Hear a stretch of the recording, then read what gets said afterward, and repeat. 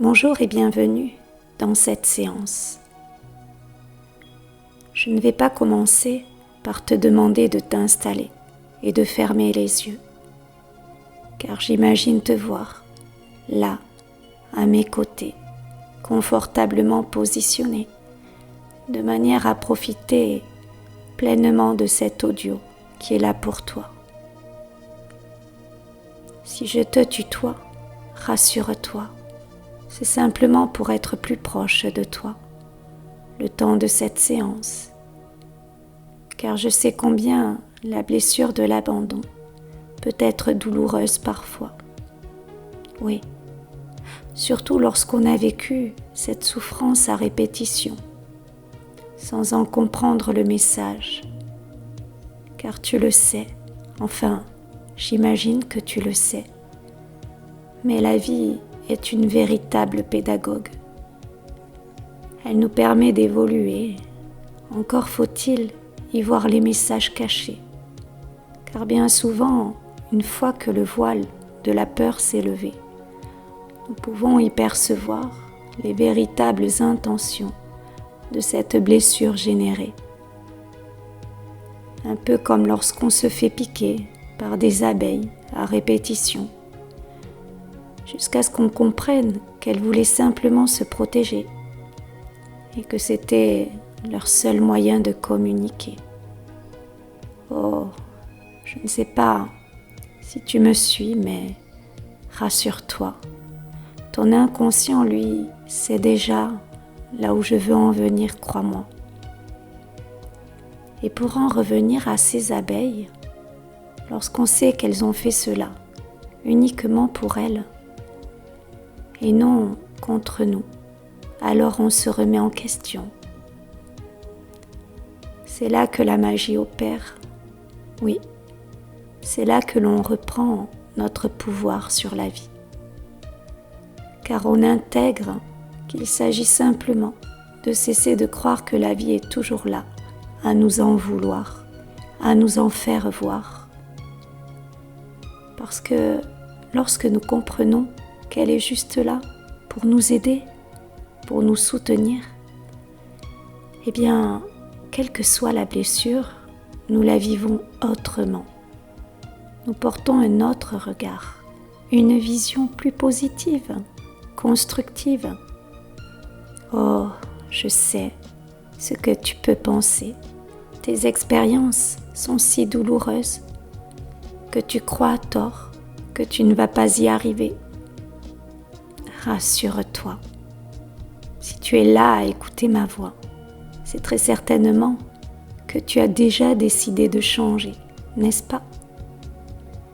Car comprends bien cela, l'hypnose agit déjà pour te changer ta perception, ta vision des choses, changer le regard que tu portes sur toi, mais surtout, changer le cours de l'histoire que tu t'es racontée.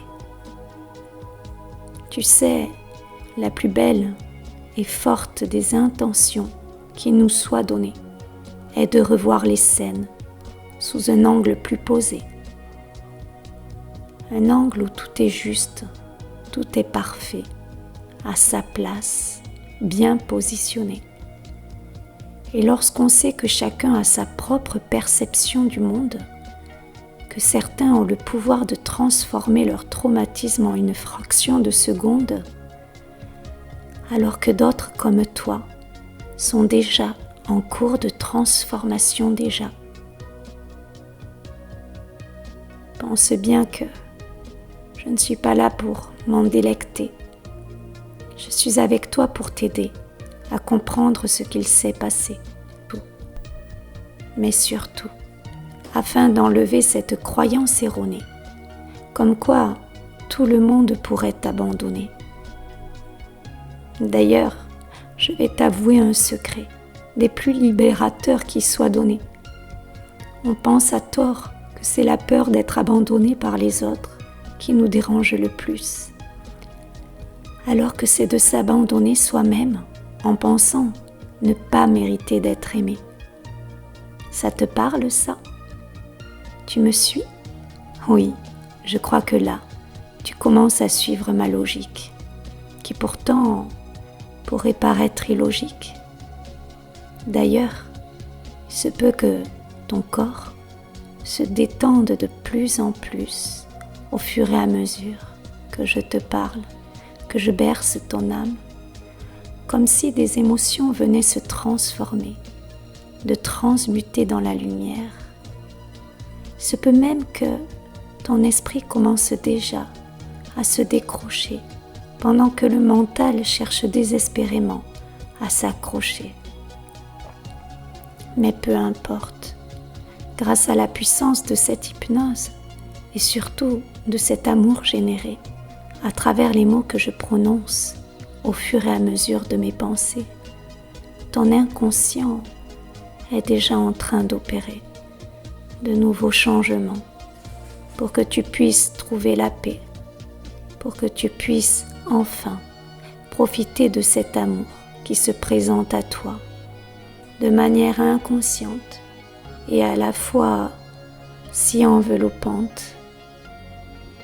Oui, cet amour que tu refuses de sentir depuis très longtemps, qui sait, peut-être la peur qu'on te l'enlève, qu'on te la retire, cette peur de ressentir cet amour qui te va si bien, car tu le sais, grâce à cet amour que tu portes en toi, tu ne peux que t'épanouir, tu ne peux que jouir de la vie. Que se passerait-il si tu commençais par t'aimer? Que se passerait-il si tu n'avais besoin que de toi-même pour te sentir aimé? Que se passerait-il si tu acceptais tes failles de manière illimitée? Je te laisse méditer sur le sujet. Et en parlant justement d'amour, combien de personnes se dévalorisent dans ce monde? Si tu savais combien de gens viennent me voir car ils se sentent si petits, si minuscules que telle une brindille, ils pourraient se briser à tout moment. Heureusement, en fin de séance, la brindille s'est assouplie, développée pour former un bel arbre aux racines bien ancrées et la cime élevée. Ils se sentent forts, comme si la sève avait décidé de couler de manière fluide et ordonnée. Oh, oui, et je me souviens d'une personne qui est venue me voir, car elle ne s'aimait pas. Elle n'arrivait pas à voir qui elle était vraiment. C'est comme si, malgré sa beauté intérieure, elle se voyait à travers un miroir, ensorcelée, et ne voyait que la noirceur de ses traits.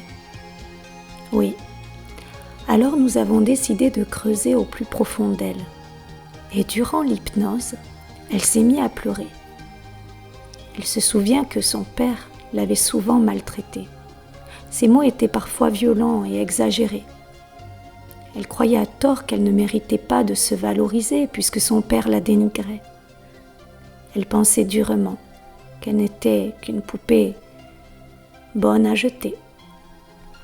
Heureusement, un jour comme aujourd'hui, elle comprend et elle intègre que c'est bien plus complexe que cela en a l'air. Son père étant lui-même en proie d'une faiblesse agitée, il n'a jamais su s'aimer. D'ailleurs, le père de son père était lui-même très dur. Donc, vous pouvez imaginer, ou tu peux imaginer, à quel point on a tendance à reproduire le même schéma. Des fois, c'est plus fort que soi. Ce qui veut dire que tout le monde a ses fragilités. Nous avons tous dépassé nos limites à un moment donné. Est-ce pour autant une fatalité ? Alors oui, elle comprit qu'il était temps de lui pardonner, de reprendre la part qu'elle avait donnée. Aujourd'hui, elle se sent aimée, soutenue, valorisée, car elle s'est autorisée à reprendre les parts qu'elle y avait laissées. Alors si toi aussi, tu décidais de pardonner aux personnes qui t'ont blessée, Si toi aussi, tu décidais de pardonner leur fragilité afin de te sentir en paix, qu'en penses-tu? Tu sais, ma naissance n'a pas été désirée. Enfin, c'est ce que j'ai cru pendant bien des années. Car on m'a expliqué que j'étais arrivée par accident. Et crois-moi, lorsqu'on est enfant et qu'on entend de la bouche de ses parents une telle phrase, cela peut être très déstabilisant. Au point que j'ai recherché cet amour auprès d'eux pendant très longtemps. Évidemment, lorsqu'on attend de la reconnaissance, eh bien, elle n'arrive jamais. Alors j'ai passé mon enfance à tout faire comme il fallait pour leur plaire. Et crois-moi, ce n'était pas une mince affaire. Mais peut-être le sais-tu déjà, si tu fais comme moi. J'ai tout tenté. Je les ai aidés à faire le ménage, à repasser. J'ai fait la fille modèle et disciplinée. En fait, j'ai tout tenté pour être la plus parfaite des filles de ces années. Je t'avoue que cela m'a éreintée, car rien ne s'est jamais concrétisé, si ce n'est de me mettre du stress et de mauvaises idées. En plus j'en donnais et plus on m'en demandait. Bref, heureusement les années ont passé, j'ai grandi, évolué, et j'ai compris ce qu'il s'était passé. Je remercie la vie de m'avoir fait comprendre tout cela. Oui, certes, je suis arrivée par accident, mais tu sais, finalement, les accidents ne sont jamais dus au hasard. Si je suis arrivée sur cette terre, c'est simplement parce que la vie avait besoin de moi, de ma présence. Je suis convaincue aujourd'hui que ma mère et mon père me désiraient plus que tout. Simplement, ils n'étaient pas préparés. Je suis arrivée en premier. Et aujourd'hui, je sais que ce n'est pas un accident. C'était juste une surprise, un cadeau, un événement. Et quand bien même, si je ne l'avais pas été, si je n'avais pas été désirée, une chose est sûre, c'est que tout enfant mérite d'avoir sa place sur la terre-mère. Je te laisse méditer sur le sujet.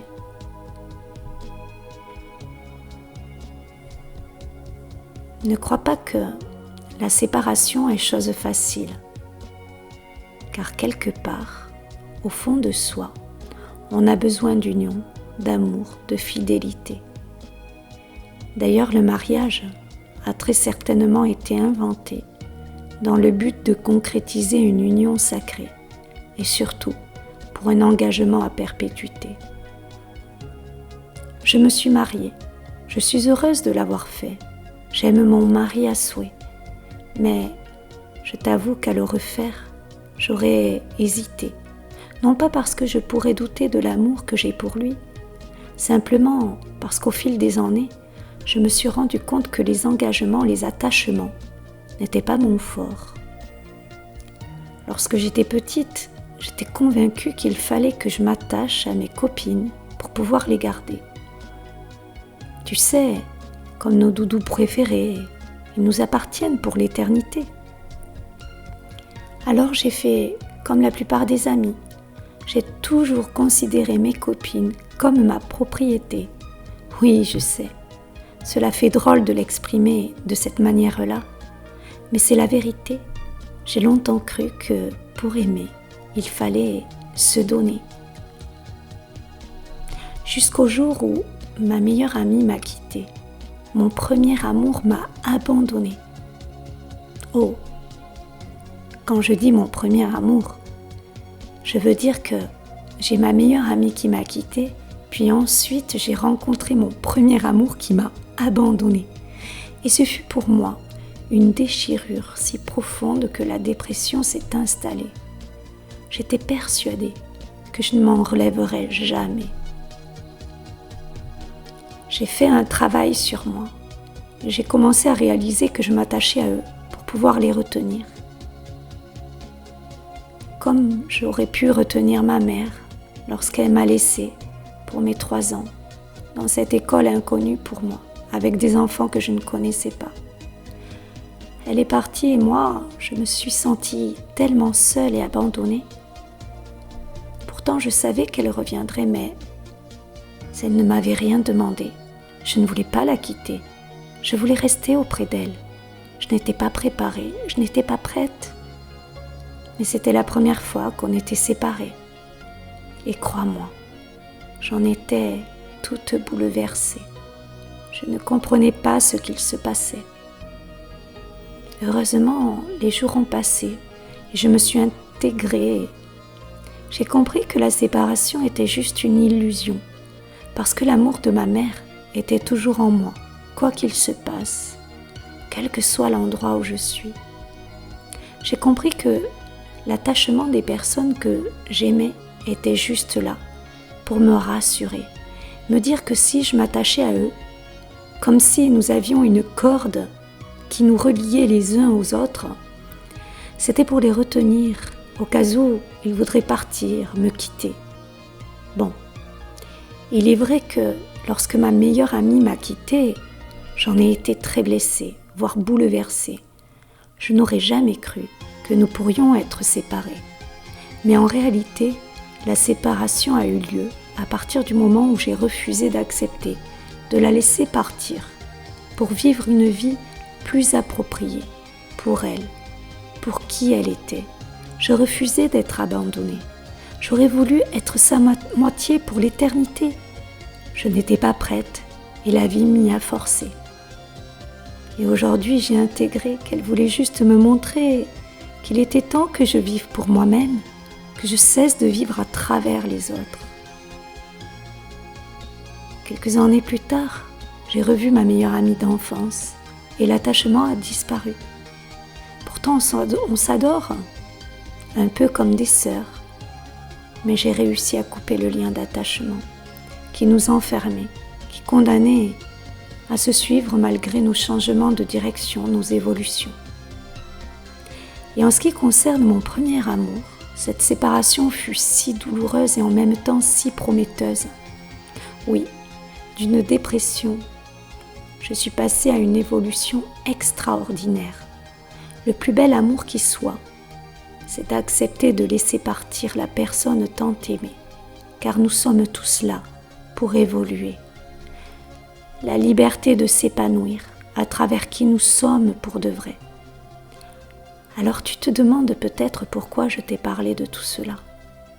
Peut-être que ton inconscient comprend déjà qu'il est temps de couper les liens d'attachement afin que tu te sentes libre, débarrassé de cette dépendance qui te fait croire que tu as besoin des autres pour vivre, pour exister.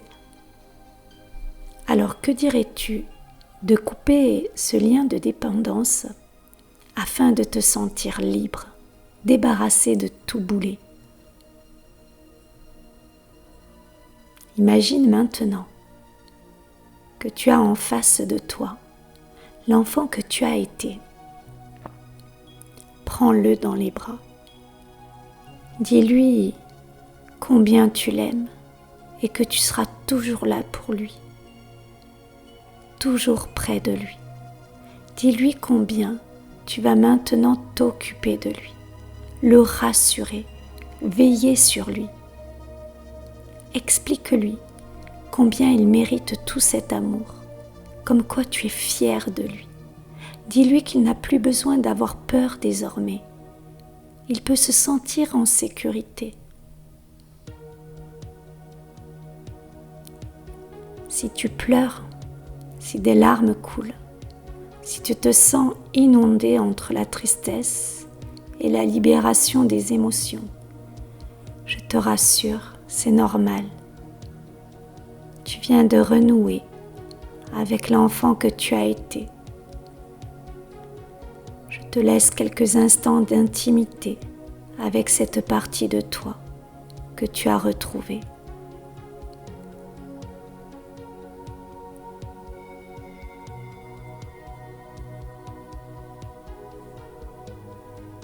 Bravo! La blessure de l'abandon est cicatrisée.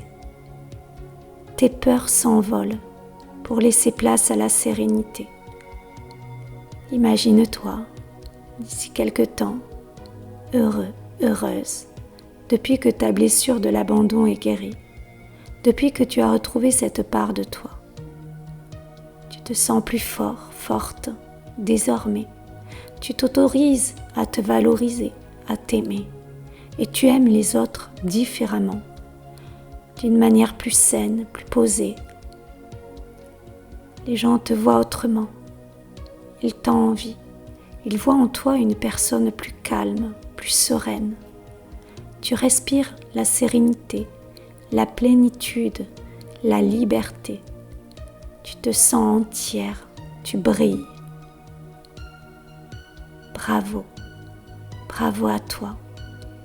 Je remercie ton inconscient qui est en train de faire tous les changements qui sont bons pour toi.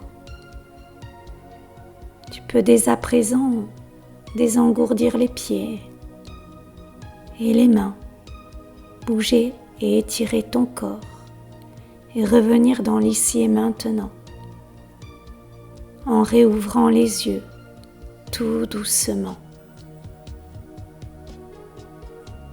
Avec tout mon amour.